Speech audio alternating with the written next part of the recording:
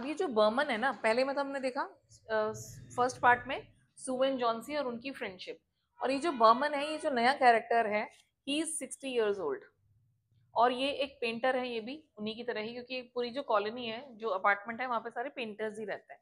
ये भी एक स्ट्रगलिंग ही आर्टिस्ट है, इसने भी कुछ ऐसा कुछ बहुत बड़ी अचीवमेंट नहीं करी है लाइफ में, लेकिन सबका मन होता है ना कि मैं अपनी लाइफ में एक ऐसा तो मास्टरपीस बनाऊं कि जो लोग हमेशा याद रखें। शी मतलब ही always wanted to do that. तो Sue wanted to paint someone. Painting किसकी बनानी थी उसको? माइनर की, जो माइनिंग में काम करते हैं। तो she wanted to do that painting, और उसके लिए उसको एक मॉडल चाहिए था, और वो मॉडल कौन बनता है? Behrman. So Behrman becomes the model, and he you know obviously अब दोनों नेबर्स हैं, तो स्यू ने किसके बारे में बताया? शी टॉक्ड अबाउट जॉन्सी, कि भाई जॉन्सी ये सोच रही है कि she would die when this leaf also fell down. So now the question was कि बर्मन कहता है ये तो बड़ी स्टुपिडिटी है, तो हम एक बार देख के आते हैं। तो they go upstairs and they saw कि अब दे ओपन द विंडो। ये जॉन्सी तो सो रही थी उस समय पे, she was sleeping. So when they open the window there was only one leaf left. अब एक ही लीफ बची थी, पहले तो 6 7 कुछ तो थी, and now there was only one leaf left.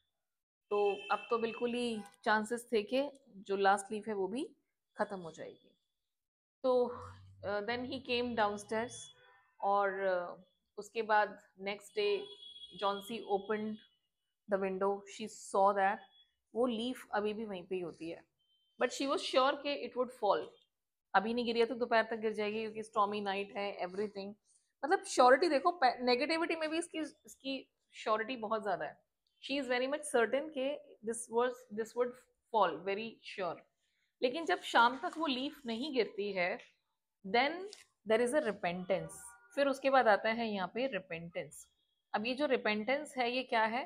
जब आप रिपेंट करते हो, तो रिपेंटेंस का मतलब होता है अफसोस, पश्चाताप करना। So now she was full of repentance, और उस रिपेंटेंस में she said number of things कि you know I have not cooperated with you, I look you looked after me so lovingly, and I have been depressed and gloomy. Gloomy मतलब उदास। मैं हमेशा depressed और gloomy रहती हूँ, and how you have shown me how wicked I am. अब ये you कौन है? Last leaf. तो इस लास्ट लीफ ने, अब ये उसका रियलाइजेशन है। जॉन्सी यहाँ पे रियलाइज करती है कि she is not at all a good girl, है ना, क्योंकि वो ग्लूमी थी, she was all the time thinking negative. तो अब उसे रियलाइज हुआ कि लाइफ बहुत ही खूबसूरत है। और ये जो जितने भी सिम्टम्स बताया ना ओ हेनरी ने, ये पता है आज के मॉडर्न टाइम की रियलिटी है। In the modern time people have been suffering from depression, anxiety, hypertension. ये चीज़ें बड़ी कॉमन हो गई हैं, पता है आपको? हम ऐसे लोगों को पागल कहते हैं कि ये क्या पागलपन है, ऐसे सोच रही है कि लास्ट लीफ गिरेगी, और but this is in modern time the reality of humans. तो आपको इसको कनेक्ट करना है with the mental sickness that people have nowadays. पता है आपको, उन्हें सुसाइडल थॉट्स आते हैं। इवन मैंने सुना था किसी इंटरव्यू में, Deepika Padukone, Priyanka Chopra, I mean these people also suffered from depression. There was a time, और दीपिका पादुकोण को तो बहुत सीवियर वाला डिप्रेशन हुआ था, और उसको हमेशा सुसाइडल थॉट्स आते थे, she wanted to die, same thing. तो ओ हेनरी ने, मतलब ये तो बहुत साल पहले लिखी है स्टोरी, बट इसमें उसने प्रेडिक्ट कर लिया था कि आने वाले टाइम में this will be the scenario, हमारी लाइफ ऐसी हो जाएगी। और अगर अगर हम मेंटली खुश नहीं है ना, तो we can never be physically fit. ये भी एक रियलिटी है। सो ऑलवेज रिमेंबर कि आपको, जब हम हेल्थ की बात करते हैं तो हम सिर्फ फिजिकल हेल्थ की बात नहीं कर सकते हैं, इसलिए आजकल लोग मेंटल हेल्थ की बात ज्यादा करते हैं।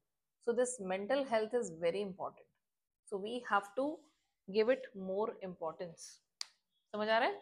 तो आपके उसमें एक ये भी थीम है, और सबसे इंपॉर्टेंट चीज क्या है? Hope and optimism. ये है हमारे चैप्टर का थीम। सो मैं जो वोकैबलरी दे रही हूँ ना, उस पर आपको फोकस करना है मेनली। स्टोरी तो सिंपल ही है, but you will work on this vocabulary. Hope and optimism मतलब आशावादी होना बहुत जरूरी है।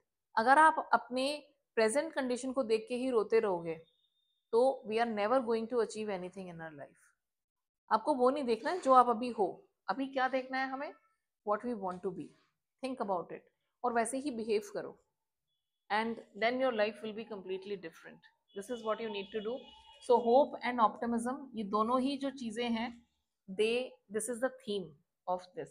और ये जो लास्ट लीफ है ये क्या है, अब आते हैं इस पे। तो शाम तक वो लीफ नहीं गिरी और she was full of repentance, और उसने रिकवर करना शुरू कर दिया कि भाई अगर ये लीफ नहीं गिर रही है तो मुझे भी क्या करना है, I also have to survive. और वो धीरे धीरे ठीक होने लगती है। लेकिन जो बर्मन था, he fell sick, he suffered from pneumonia, इसको निमोनिया हो जाता है। और Sue goes downstairs and she gets to know about it. अब यहाँ पे एक वर्ड यूज किया हुआ है इन्होंने, दैट इज जैनिटर। ये जैनिटर कौन होते हैं, जो पूरी बिल्डिंग का ध्यान रखते हैं, उन्हें जैनिटर कहते हैं। जो केयर टेकर होते हैं बिल्डिंग के, वो जैनिटर होते हैं। तो ये जो जैनिटर है ये बताता है कि अब ये सारी बातें सू को पता चलती है जैनिटर से, और सू बताती है जॉन्सी को कि जॉन्सी तुम्हें पता है कि जो बर्मन है, Behrman is no more, Behrman has died this morning, मर गया है वो। एंड देयर वाज वो क्यों मरा, क्यों, क्योंकि ही सफर्ड फ्रॉम न्यूमोनिया। उसके पूरे सॉक्स और वो सब कुछ भीगे हुए थे, ही वाज कंप्लीटली वेट। और उसके बेड के पास ही एक लेडर थी और एक लैंटर्न थी। लैंटर्न क्या होती है, लालटेन कहते हैं ना हम जिसको। So there was a lantern, एक लेडर थी वहां पे, और कुछ पेंट था येलो एंड ग्रीन। तो इससे क्या शो होता है, क्या पता चलता है, पूरा भीगा हुआ था वहां पे, उसके वहां पे एक लैडर थी, लैंटर्न थी, पेंट था येलो और ग्रीन कलर का पेंट। तो इसका मतलब क्या हुआ, that he had drawn that painting over the wall. So it was not actually the original leaf, लेकिन वो इतनी रियल लग रही थी कि जॉन्सी को समझ नहीं आया। समझ रहे हो। तो ये जो अब एक लास्ट क्वेश्चन जो आपका इंपॉर्टेंट बचता है कि बर्मन, समझ आ गई स्टोरी, एंड क्लियर है कि बर्मन ने ही वो पेंट किया था, इसलिए वो लीफ नहीं गिरी थी। लास्ट लीफ तो पहले ही गिर चुकी थी, लेकिन उसने उसके गिरने से पहले ही एक वहां पे लीफ ड्रॉ कर दी, so that Johnsy does not feel negative about anything, she does not feel pessimist. Optimist का ऑपोजिट क्या होता है, pessimist. So she does not feel pessimist about that, ताकि वो नेगेटिव फीलिंग्स ना लाए अपने अंदर। तो ये जो कहानी है, this is the story of a sacrifice. Art जो होती है ना, सुप्रीमसी ऑफ आर्ट, तो थीम क्या है इसका, दिस इज अ थीम के there is a supremacy of art. Art जो है वो सुप्रीम है, और आर्ट इज सैक्रिफिशियल। यहाँ पे आर्ट ने क्या किया है, सेक्रीफाइस किया है, एक आर्टिस्ट ने सेक्रीफाइस किया है। So this sacrifice has brought something, a life to this young girl. So these are the themes that you have to understand. So friendship, optimism, life में अगर आपको healthy रहना है, अच्छी जिंदगी जीनी है, तो it's very important to be positive. हमेशा hopeful रहना है, never give up, never lose hope in life.